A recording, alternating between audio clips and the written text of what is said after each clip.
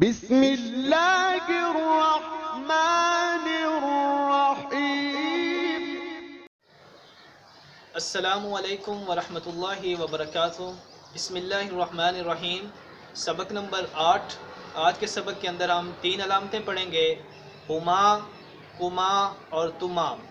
اس سے پہلے اردو کے اندر واحد ایک کے لیے ہے اور ایک سے زیادہ کے لیے جمع استعمال ہوتا ہے۔ انگلش کے اندر بھی ایک کے لیے سنگولر اور ایک سے زیادہ کے لیے پلورل استعمال ہوتا ہے، جبکہ عربی کے اندر ایک کے لیے واحد اور 2 کے لیے تثنیہ اور 2 سے زیادہ کے لیے جمع استعمال ہوتا ہے، اور یہ تینوں علامتیں تثنیہ کے لیے استعمال ہوتی ہیں۔ یہ تینوں علامتیں اسم، فعل، حرف کے آخر میں آتی ہیں اور یہ تعداد میں 2 ہونے کو ظاہر کرتی ہیں۔ ہما، جیسے ہم نے پڑھا تھا کہ ہو اور ہی یہ واحد مذکر کے لیے استعمال ہوتی ہیں اور ہا واحد مؤنث کے لیے استعمال ہوتی ہے۔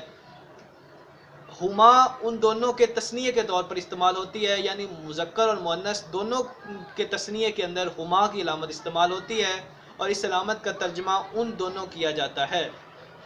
جیسے ربہما، ان دونوں کا رب، اور اگر یہاں پر ہوتا ربہ تو اس مذکر کا رب، اور اگر ہوتا ربہا تو اس مؤنث کا رب۔ مذکر اور مؤنث دونوں کے تثنیہ کے لیے ہما کی علامت استعمال ہوتی ہے۔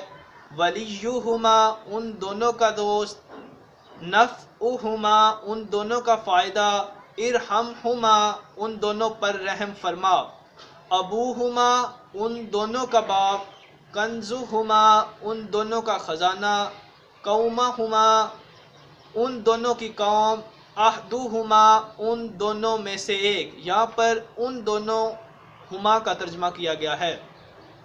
کبھی کبھی ہما کو آسانی کے لیے، پڑھنے میں آسانی کے لیے ہما لکھا جاتا ہے، پیش کو زیر میں بدل دیا جاتا ہے، لیکن ترجمے میں کوئی تبدیلی نہیں آتی، اس صورت میں بھی ترجمہ ان دونوں ہی کیا جاتا ہے۔ جیسے سورۃ المائدہ میں ہے فَتُقُبِّلَ مِنْ أَحَدِهِمَا، پس قبول کی گئی ان دونوں میں سے ایک کی قربانی۔ حضرت آدم علیہ السلام کے بیٹوں کا ذکر ہے، اور اسی طرح سورۃ الرحمن کے اندر ہے فِيهِمَا فَاكِهَةٌ وَالنَّخْلُ وَالرُّمَّانُ، ان دونوں باغات میں پھل اور کھجوریں اور انار ہیں۔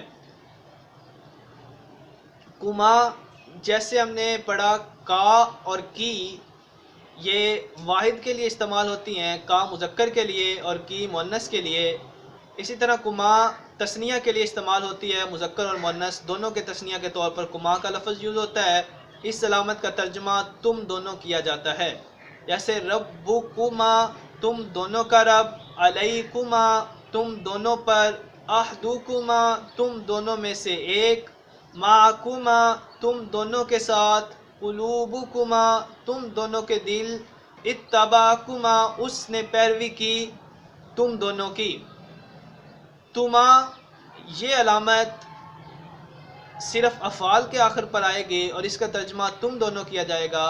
کما اسم، فعل اور حرف تینوں کے آخر میں آتی ہے، جبکہ تما کی علامت صرف فعل کے آخر میں آئے گی، اور قرآن مجید میں صرف ایک ہی جگہ استعمال ہوئی ہے، شئتما، تم دونوں نے چاہا۔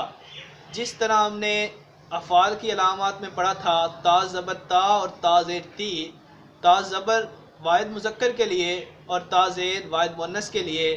تما تثنیہ کے لیے استعمال ہوتی ہے، مذکر اور مؤنث دونوں کے لیے ایک ہی علامت ہے تما۔ سبق کے خلاصے کے طور پر آج ہم نے 3 علامتیں پڑھی، ہما